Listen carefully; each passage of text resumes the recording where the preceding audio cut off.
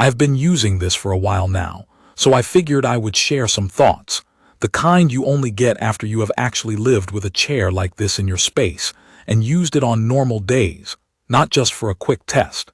It is a full-size massage chair meant for someone who wants a regular routine at home, especially if you spend long hours sitting, deal with tight lower back and shoulders, or you just want a consistent way to loosen up after workouts. If you are expecting something small or easy to move around, this is not that. It is more like a serious recliner that happens to massage you. The first thing I noticed was how much room it takes up. Once it is reclined, it eats a lot of floor space. It also has real weight to it, so after I decided where it would live, I stopped thinking of it as furniture I could shuffle around whenever I felt like changing the room. Before it arrived, I measured my doorway and the turns into the room, and I am glad I did. It showed up already assembled, which saved me a lot of hassle, but it also means you need a clear path to get it in. If you are in an apartment with tight corners, that part matters more than any feature on the control screen. Build-wise, it feels solid when I sit down. The base does not wobble, the chair does not creak when it reclines, and nothing about it feels loose. The upholstery is that wipeable synthetic leather most chairs in this category use. In real life, that means I can clean it with a damp cloth, and I do not stress about it the way I would with fabric. The stitching on my unit has stayed neat, and I have not noticed any spots wearing faster than others. Daily use is pretty straightforward. I plug it in, sit down, and it does a quick body scan. That scan is the difference between the rollers landing in the right places versus feeling like the chair is guessing. On me, it is usually accurate. I am about 6'1", and it gets my shoulders close enough that I rarely have to adjust. The one thing I will say is that the top of the neck area does not always hit the exact spot I want near the base of the skull. If I slide down a little or adjust the headrest, it gets closer. I can make it work, but if you are taller than me, you might notice that limit more often. The main reason I kept using this chair is the roller system and the track length.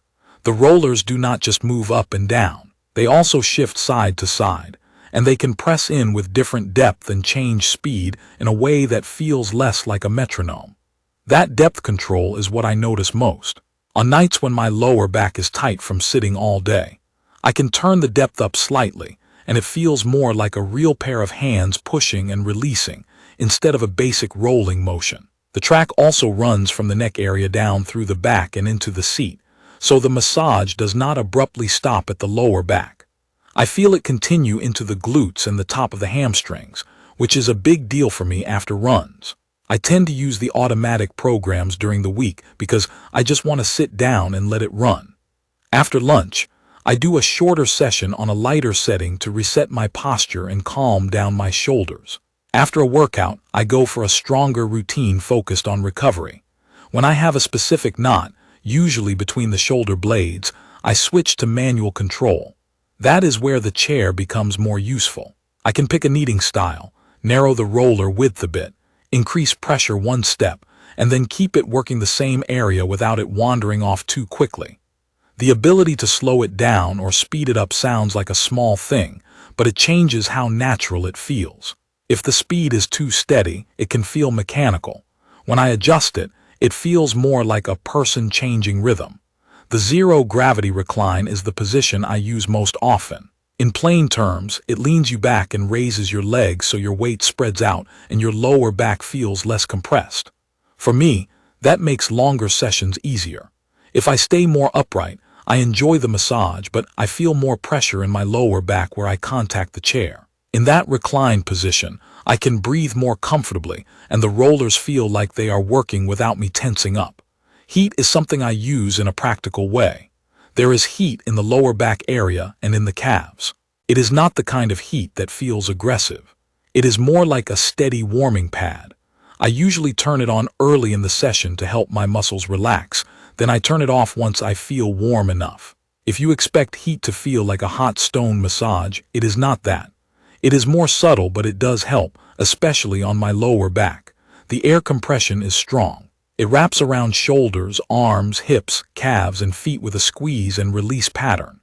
On days my legs feel heavy, the calf compression feels good, like it helps move things along. On days I am already sore, I lower the air intensity because it can feel like too much. I appreciate that I can tone it down without turning off the whole program. The chair also has foot rollers, and those surprised me. They are not gentle. They hit the arches and heels with real pressure. The first day, I set the foot intensity low and still felt it. Over time, I got used to it, but if you are sensitive in your feet, start low and let your body adapt. The footrest extends to fit different leg lengths. In practice, that means I do not feel cramped, and I do not have to slide around to find a comfortable position. When the leg support is too short on other chairs, I end up feeling like I am perching. Here, I can get my calves and feet lined up so the rollers and airbags land where they should. Controls are simple enough that I do not dread using them. There is a screen that is easy to read from the chair, and there is also a shortcut panel on the armrest. Most of the time, I use the armrest controls for quick changes like recline, intensity, and heat. I also tried the voice control. It works when the room is quiet, and it is useful when I do not want to reach for the controls mid-session. It is not magic, though. If there is a television on or other noise, I sometimes have to repeat myself or speak more clearly. I also use the Bluetooth audio. It is fine for background music, a podcast, or a guided breathing track. It is not something I would use for serious listening, but that is not why I am sitting in a massage chair anyway. One detail I ended up using a lot is the charging port. I plug my phone in, set it down, and I am less tempted to scroll. It is a small habit change, but it makes the session feel more like a break. Noise level is reasonable. I hear the motors and the rollers, but it is a low hum that blends into the background after a few minutes. It is not silent, and I would not use it next to someone sleeping lightly in the same room, but it does not sound strained or rattly. After repeated use, I have not noticed new squeaks or grinding sounds, which is usually what I listen for with heavy moving furniture like this. The limitations are mostly about fit and intensity. The chair has a big physical presence, and you need to plan your space. If you are very tall, the upper neck reach may feel a little low. If you are very sensitive in your feet, the foot rollers can be a lot until you dial them down and get used to them. And like any massage chair, it cannot fully copy a human therapist.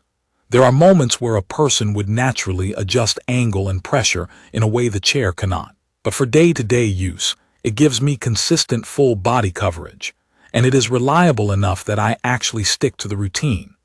Overall, my impression after using it regularly is that it works best for someone who wants a repeatable, no-fuss way to loosen up at home. I use it after long desk days, after runs, and sometimes just to wind down before bed. The best part is that I can go from sitting down to being in a session quickly, and I can adjust what I am feeling without breaking the moment. If you have questions about how it feels for a specific height, or how I set it up for shoulders or lower back, leave a comment and I will answer what I can. If this video helped, subscribe to the channel and let me know what you want me to test next. Thank you for watching.